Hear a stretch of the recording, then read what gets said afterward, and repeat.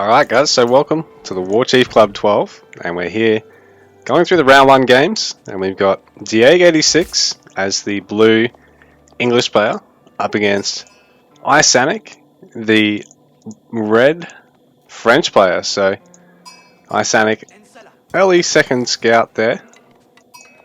Well, we've also got an early second scout here for Diege, so French really want to get on as many sheep as possible, while English, it's not so necessary, particularly nowadays that everyone opens up with a very early mill, wheelbarrow, and 4 to 6 farms.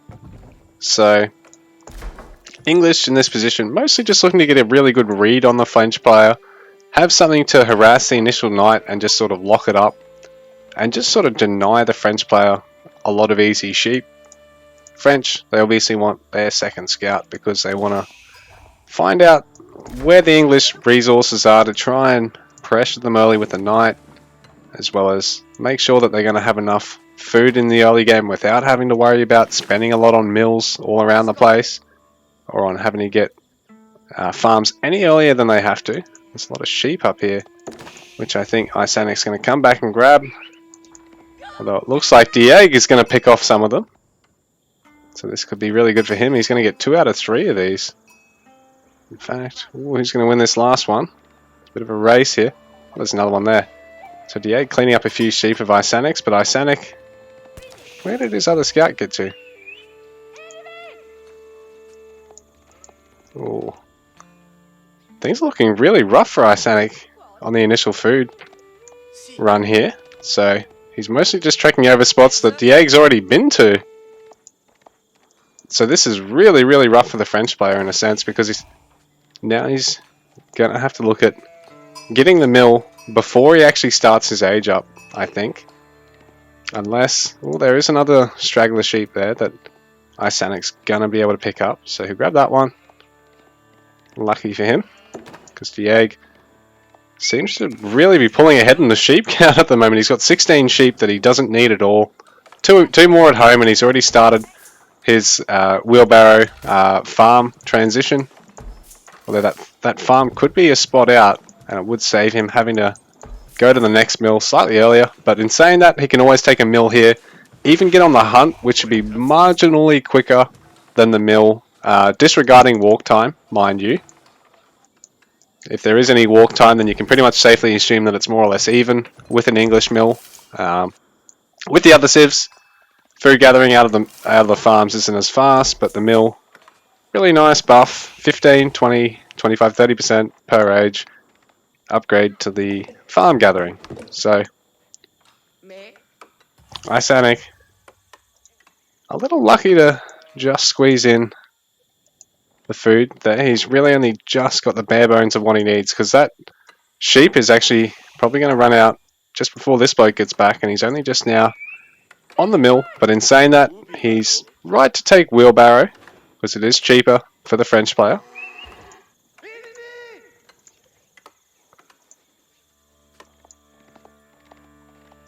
Diege he's got so many sheep. And for English, like I said, English do not fucking need them. But the beauty is, it robs your opponent of them. And on the off chance you're not macroing perfectly as such, and you know, let's face it, we're not all Beastie or Marine Lord or Recon, we're not all going to macro that well. You know, on the odd chance we're not macroing greatly, it does mean you've got something to fall back on without having to commit to throw all your wooded farms if it's going to cost you the chance to make a few more bowmen or a few more spearmen early on. Particularly in this matchup, it's important because the French players, they're going to have a nice knight archer push, and you need to be ready and on your toes with the best archer spear push that you can mount. And being being English, obviously, their spear bow push is going to be a hell of a lot more durable and flexible than a spear bow push from just about anyone else at this stage of the game, because they can complement the spears with man-at-arms to make it a pain in the ass to target fire the spears with archers from your opponent, and your bows, they outrange the opponent's archers. But the knights, the French knights, just the most straightforward and deadly heavy unit in feudal. the French players are going to be able to mass them and going to be able to get a regen tech on them in Age 2. And Rus is really the only other Civ that's going to get Knights this early, and the way that they tend to open doesn't really tend to lean towards constantly having the gold to harass with Knights. You sort of have to open Horseman Knight into Knight, really, because you probably want to go for a second town center. And want to have it a little bit quicker, I think, than what, let's say, the French player is doing in this instance. But ISanych is going to go for a quick second town center, sort of relying on the fact that the English player is actually taking this slower age up and getting wheelbarrow so early and committing to farms and setting himself up to perhaps get double broadaxe. It looks like Diege's actually, going to have 170, 180 wood, 180 gold by the time his age up finishes, so he should be right to get double broadaxe. And I mean, English is really recommendable because you're the Civ that's going to have, 12 to 15 wood gatherers quicker than anyone else. 12 is sort of the absolute minimum you want to have before you invest in an ecotech. And I think the higher levels actually recommend, around 15, 16 workers. So actually early Horseman here from the French player, having to open with such a greedy town center, which is a great idea, mind you, because it gives him cover to get this second mill, gives him 2 villager eco production. While this is going on, he's not necessarily able to afford the Knight and Archer opening as quickly as possible, so he's harassing with a Horseman initially, just to deny the English scouting. So Diege now going, well, can't really delay my spear production any longer because it'll be a Knight follow-up to the initial Horseman probably. And he's going to add some bowmen as well, because eventually, like I said, he's going to need something to actually counter the enemy archers. So for English, you use, Archer v Archer. For French, it's Archer v Spear and Knight v Archer. So more farms being added now for Diege. So this is a really nice safe commitment from him, and he doesn't even need to go on sheep anymore. But in saying that, given that ISanych has gone so greedily with this second town center, you probably could actually look at sitting on the sheep a little bit longer and maybe cutting the initial farms to squeeze in your own second town center, or skip the initial upgrade, go for an earlier production facility, stream some units earlier, and then get the upgrade for the ecotech, and really just sort of punish a quick second town center with with your heaviest 1 TC aggression possible. Might have been Diege's best plan from here, because I think ISanych is going to definitely have a little eco curve over him. And bearing in mind, French actually train workers faster than everyone else too, as a base. So that as you age up, you train workers in shorter and shorter amounts of time, and it starts out 2 seconds less than everyone else, then 3, then 4. Obviously, with some of the other civs, you do have bonuses to speed up your Ville train time with different landmarks and such, but yeah, for French this is the most straightforward, but this is what I mean. The English player can actually kite range v range in this situation. He's got higher damage and higher range bows, but in saying that, he needs to have enough spears to actually keep these longbows well defended. But the spears streaming in, forcing ISanych to make sure he's focusing down just the Villes and the longbows. Because if he sticks around and fights the spears with the horsemen, he's not going to have a great time. So I think ISanich's going to be able to repel Diege's initial push here. So Diege doing well to cancel that tower before anything attacks it. So that's one thing people need to be aware of, is that it's great to actually cancel buildings that aren't built yet if you're not going to be able to get the value you originally planned out of them. The worst thing you can do is leave it there and take damage like it does in StarCraft 2, which, in StarCraft 2 or in some of the other games that work the same, Doesn't matter how much has been built, doesn't matter how much has been taken damage.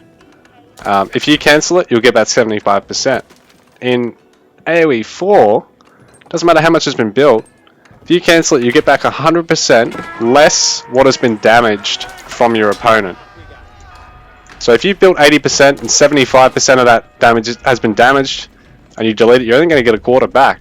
But, you know, you leave it there any longer, you're going to get nothing back. But, you know, if you had to cancel it at 5%, and he's only dealt 1% damage on it, you're going to get 99% of it back. So, and other games it's a little bit different, like in AoEO. If you cancel it, it's based off how much you've built, regardless of how much has been damaged. So, yeah, that's sort of the three different ways it can work. With cancelling buildings, as they're being damaged or as they're being built. And I mean, it's generally recommendable to do it, yeah, pretty much as soon as you can in either AoE 4 or AoEO, whereas in StarCraft you generally leave it right to the last second before your opponent's about to destroy it.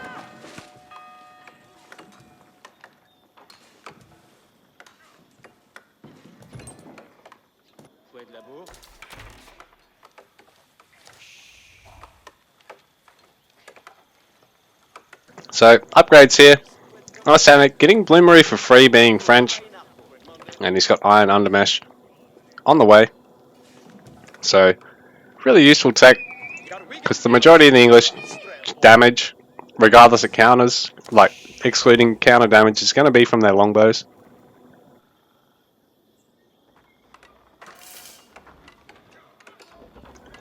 Diege getting a blacksmith now, but it's fairly aggressively placed. I mean, it does give ISanych something to focus on and keep the eco safe, but in saying that, probably could have just used one of these farmers to throw it down.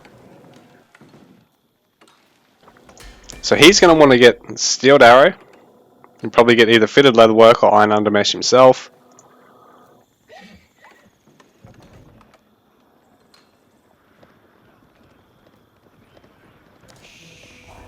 But after that rough first push from him, ISanych really able to push into Diege now.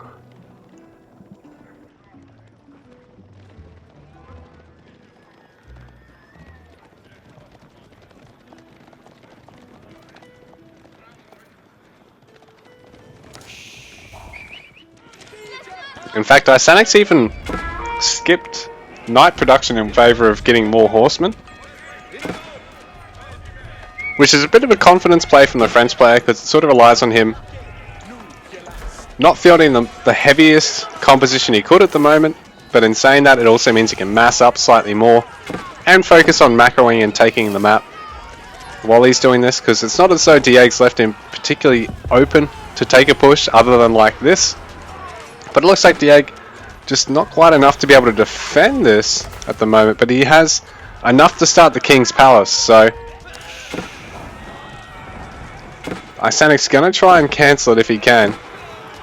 Going to try and pick off the villagers at next. So ultimately, ISanych does have to flee. Diege has just enough to hold out for now, but it's a nice timing push there from ISanych, really making use of that 2TC boom. And like I said, he didn't actually go for the Knights, but it allowed him to mass up the Horsemen and get a little bit more archers. Really focus on a wood food eco, not worried too much about gold. He's probably able to actually get, oh no, he didn't even get double broadaxe. And he hasn't got horticulture, so ISanich's committing to farms really early, not worrying about food on the map. I suppose it's not a huge amount actually. It does have this still all over here. But this way he's nice and safe and secure. He's still pressuring Diege, who's trying to rush up this King's Palace. Blacksmith's still alright, and he does have that Steeled Arrow, but he doesn't have any other armory techs on the way. Not able to really get any gold at the moment. So he probably needs to try and wrap around onto either of these, well, wrap around on the second gold mine he was on. Because he does actually have an outpost there to keep everything, well, keep himself informed of what's going on. But ISanych now pressuring the landmark, getting more rams. Once the council hall goes down, all these villages on this starting mill are going to be under threat. So what's Diege going to be able to do in the next couple of minutes to find his way out of this? Because ISanic's now focusing on individual farmers, which makes things really rough for Diege, because Diege, although he's got plenty of food in the bank, he's going to probably want to look at rotating these villagers onto wood and getting another mill up here anyway. If he loses too many of those villas, he's not going to get the chance to do that, or to be able to get a little ball of units to maybe look at harassing ISanych somewhere. I mean, obviously they're not cavalry, so they're not going to get there very quickly, but even if he just gets a handful of bows and spears somewhere, he might force ISanych to have to come back, who's now getting his guild hall.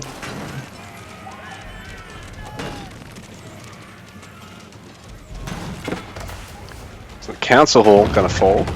Really rough for Diege, because that's actually his only archery range here at the moment. So he's got a second barracks, and he is going for a market so he can actually sell some of this food. But I think he might have been better off actually funneling some villagers around onto the gold and some onto the wood from over here a little bit earlier, and just tried reshuffling his economy a little bit quicker. Because when you trade at the market, it is actually always traded all the food into golden wood, but it does actually cost you quite a substantial amount. And ISanych is free to pretty much try and snipe the houses here, because it doesn't take many shots from the rams. And if he can do that, it really hurts Diege and forces him to have to eat up all this wood he was looking to spend on more farms safely placed, more production, to replace what he's lost. So if ISanych can force Diege to get housed here, things get really, really ugly for Diege. Like I said, he needs to try and find a way to take a good fight. Let's try and bait him in and maybe fight under some towers or something, because ISanych overstepping the mark here a little bit and losing some bowmen for free. But Diege having to reshuffle a lot of workers again, not gather as best as he otherwise could. A lot of villagers to throw up a single house, and that's a lot of diminishing returns on the actual building. Because like when you build something and say it's like a house and it takes, what do they take, bloody 15 seconds, you throw a second villager on there and they take 11, so it saves you 4 seconds, right, or something like that. Let's say that just to be right. Actually, it's probably not like that, it's more like 9 seconds, I think. Then you throw on a third villager, instead of saving you 6 seconds, it saves you another 3 seconds. You throw on a fourth villager, it saves you 1.5 seconds. You throw on a fifth villager, it saves you basically fucking nothing. So this is actually really hurting Diege, all this panic building behind all this, which sort of sucks because he's a great little player. I love casting his games. But ISanych is really just expanding all over the map here towards him, because he does not give a fuck at this point. I think he's pretty much right just to mount the rolling aggression until he forces Diege to have to take one last fight, because Diege sneaking villages now to a gold mine out in the map, very exposed, doesn't have anything walled off, and he hasn't managed to actually, well, he's got a lot of overqueued villages there. Doesn't have a, he's just now getting a replacement range. I was going to say he doesn't actually have his monastery yet, so he's not been able to sneak any relics while this is going on. And the beauty of that is once you do, the monks you use to sneak them, you can obviously use to heal up your army, and maybe even send 1 or 2 to try and sit on a sacred and just bait a couple of knights off his army. So ISanych able to push 110 eco and 160 military to 58 eco and basically 30 military now for Diege. So things are looking really rough. He needs to try and get these villagers torching the ram as soon as possible, but I think he's just too far behind from here. ISanych has just been really, really clean, and with an unpunished second town center into the pressure with horsemen and bows, he's able to do it now, because he's just followed up with some more arbs as well. So only these man-at-arms, now that they're in the castle age and they've got the upgrades to really deflect regular archer shots, the arbs are there anyway. Some knights in the mix now for ISanych as well. So these guys really take spearmen or crossbowmen to take down, and GG is called. So ISanych gets it over our friend Diege86, round number 1.